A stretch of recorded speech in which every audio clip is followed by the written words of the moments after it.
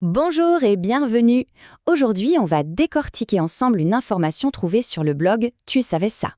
J'adore leur philosophie. Ils partagent des infos strictement inutiles et donc rigoureusement indispensables. Et croyez-moi, le sujet du jour, c'est exactement ça. On va se poser une question qui semble tout droit sortie d'un film de science-fiction. Pourquoi est-ce que certaines fourmis choisissent, oui choisissent, de s'exploser? C'est une idée complètement folle, et pourtant, c'est une réalité biologique bien tangible. Pour bien comprendre à quel point ce geste est extrême, essayons de le transposer à notre échelle. Imaginez un instant qu'un membre de votre entourage se fasse littéralement exploser pour protéger les autres d'un danger. C'est choquant, n'est-ce pas? Impensable. Eh bien, dans le monde des insectes, cette stratégie de survie existe bel et bien. Allez, plongeons dans le vif du sujet. On ne parle pas de n'importe quelle fourmi, attention, on parle d'une espèce très particulière, la fameuse fourmi kamikaze de Bornéo. Et non, ce n'est pas une légende, cet insecte est bien réel. Alors, voici sa carte d'identité. Elle fait partie du genre Colobopsis et des chercheurs l'ont officiellement décrite seulement en 2018. Sa méthode de défense, elle est unique au monde. Quand une menace approche, la fourmi contracte son corps à un point tel que son abdomen éclate, projetant un cocktail chimique assez redoutable. Mais alors comment, concrètement, est-ce que c'est possible? Ce n'est pas de la sorcellerie, c'est une véritable merveille de l'ingénierie biologique. On va décortiquer ce processus d'autodestruction étape par étape. Tout part de glandes surdimensionnées qui fabriquent un liquide jaune à la fois collant et toxique.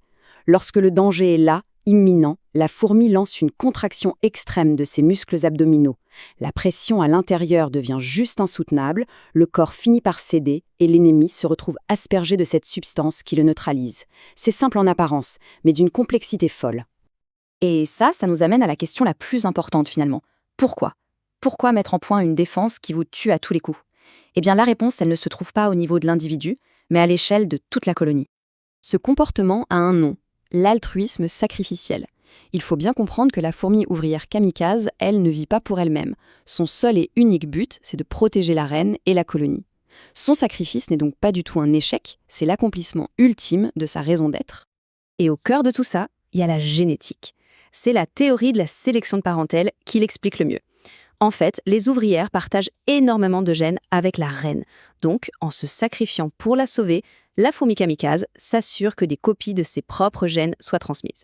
Du point de vue de l'évolution, c'est une stratégie totalement gagnante. Mais là, on pourrait se dire, attendez une seconde. Les fourmis, ça a des mandibules, des pinces très puissantes.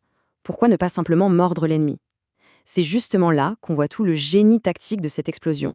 La différence, elle est purement tactique. Un coup de mandibule, ça va neutraliser un seul adversaire. C'est du 1 contre 1. L'explosion, au contraire, a un effet de zone. Elle peut immobiliser plusieurs ennemis d'un seul coup et surtout, elle crée une barrière chimique toxique qui va protéger l'entrée du nid. Ce n'est pas une arme d'attaque, c'est une arme de défense de zone, bien plus efficace pour le groupe. Cette citation, elle résume absolument tout. Ça nous force à changer complètement de perspective.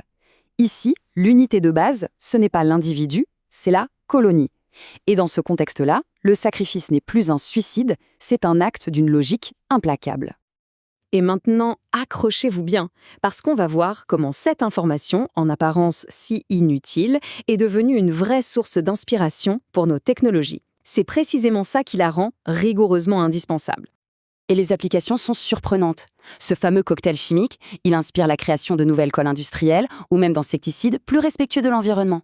Le principe même de l'autodestruction est étudié en robotique pour créer des essaims de micro-robots où certains pourraient se sacrifier pour assurer le succès de la mission.